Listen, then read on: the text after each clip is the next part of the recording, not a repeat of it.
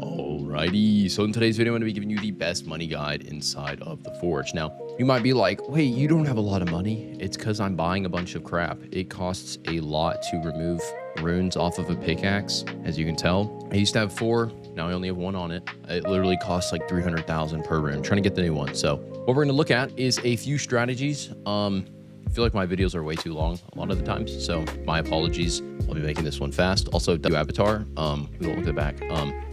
Anyways, so a very common method a lot of people use is going to be basically essence farming. Now, depending on where you're at, this is a very important thing, is you don't have to farm in the second island, like the Frostfire Expanse, or the third island. You can go back to the second island and farm there and farm the Reapers and all those, because once you get like basic gear here, right, even if you can't kill like Yetis and all that, you can go back to the second island and it's so much easier to kill them, and they have relatively the same drop rates of items. So if you're farming essence specifically, and I'm going to be giving away either every single game pass, or I'm going to be giving away 50 rerolls to a few people. And to enter into the giveaway, if you want to enter, all you got to do is comment Roblox username down below, leave a like and hype this video, and that'll enter you into the giveaway. I would definitely recommend going ahead and doing that, because that'll make your life a lot easier, because obviously you don't need to have like the best armor to easily defeat an orc or like golems, but you know, you can do that. So a very common method, obviously, I like using, I'll come back here,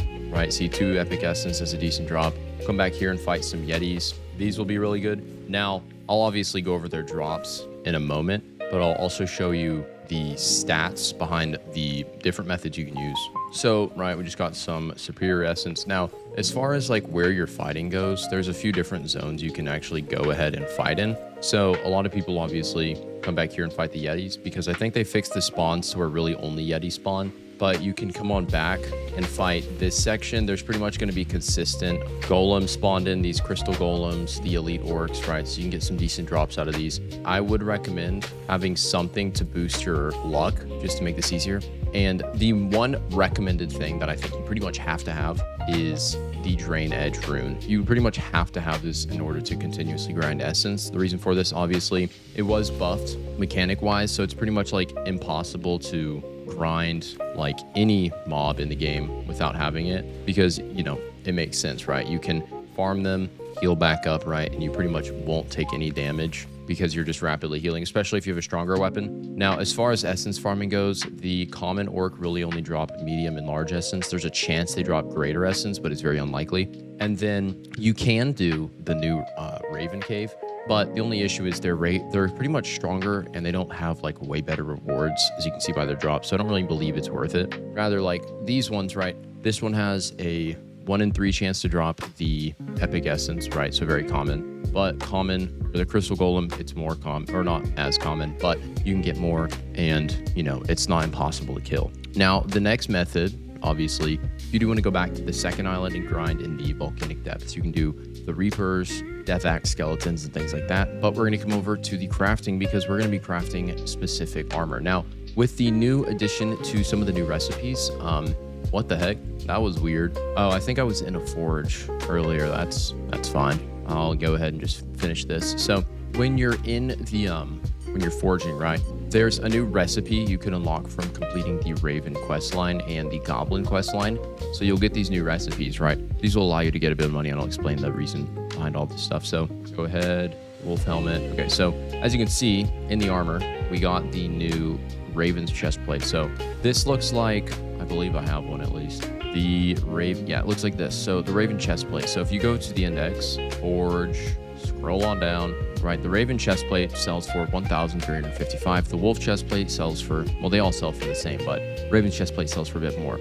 Now what we'll do, you'll pretty much just come in here with extra useless crap. Like I have a lot of extra Yeti hearts, and what you're going to want to do, put in enough to start getting the heavy stuff, and then throw in like a few of this stuff, the coinonite. I'll show that in a moment, but reason why, it dramatically increases the sell value. So got the Viking or wolf This isn't a wolf chestplate, I don't believe, but we got this. So Coinonite has the passive to increase sell value by 15x on the armor you're crafting, which essentially means if you throw it on something, it's going to be worth a ton. Now, the reason why this is important is when you're crafting with it, it has a 1x multiplier, which means the value is going to tank very fast. But as we'll see, it's worth still a good amount, right? 17,000, decent sell value, right? Obviously, if we were to just use Coinonite, the passive trait would actually, apply better, but it still sells for a decent amount, 17,000.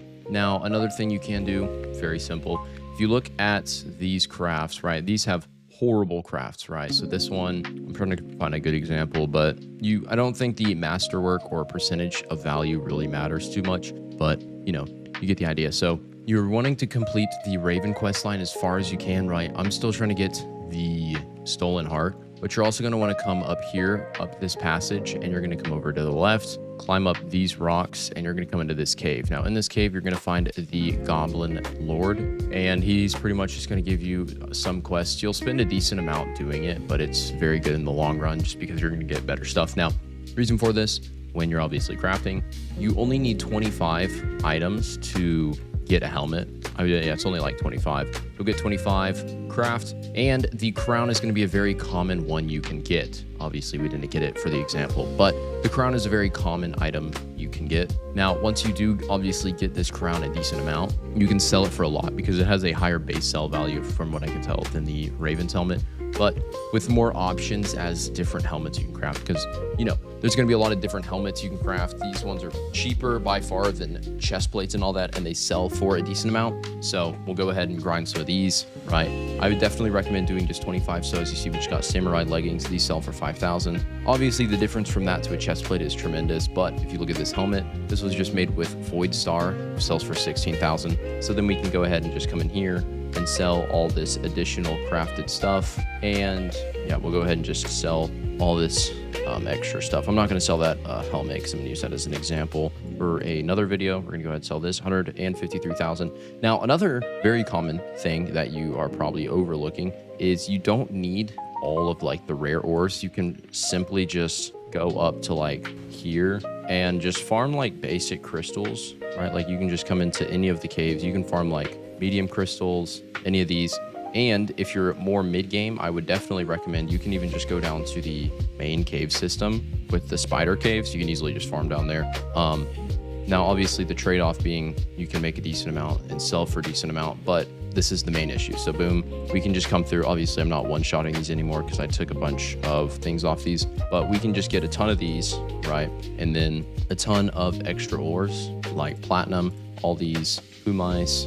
We can get, obviously not going to get too much, but you can get a decent amount and have decent like 2 to 3x. And the reason why icy pebbles are decent is because you can break them really easily. You'll get a lot of these. You can then go back, craft them for chest plates. So if you come on back through here, especially once you've completed the Raven quest, we'll just come in here. Say we're throwing in a bunch of frost fossils, right? These are only a 4.5x, but we'll just get up to like, we'll just say 35, right?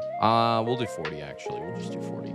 Go ahead and forge this. Obviously, we just got the wolf one, but if you get the different, any chest plate doesn't really matter because they all have the same base sell value. And right, this one's made out of frost fossil, which is pretty common for the most part from like icy boulders and all that. But we'll go ahead and get these. And since all of these are just straight up extra, we'll go ahead and just break a decent amount of this. Boom. And now we're looking at just pretty much like an extra almost 10,000, right, from the frost fossil. So almost 10,000. I can craft probably 3 more chest plates with that, another 30,000. Prismatic heart 5.5x. We can craft a chest plate out of that. We can get another Yeti heart. We can get another decent thing out of the Yeti hearts. And the best thing about these, the hearts, is they're very easy to obtain a lot of. Like, you can get a lot of these very easily because, I mean, you can, it just makes sense, right? Like, we're gonna go ahead, not gonna sell, actually, I'm just gonna go ahead and sell all this stuff. Actually, probably not the helmet. We're gonna go ahead and sell this. And obviously, for the most part, it's just a matter of consistency, but these are by far some of the best methods people are using. Now, as another note, if you go to achievements, depending on what you're doing, if you're grinding ores, I would recommend using the dedicated player achievement. If you're grinding, if you need more damage, use the boss hunter one, right? These ones, now, as far as selling essence goes, never sell legendary essence. That's just like an in general rule. It's kind of hard to get. but don't really sell that. Now, for the most part, that's pretty much it for this video. So, help you out. Make sure to leave a like, and I will see you on the next one.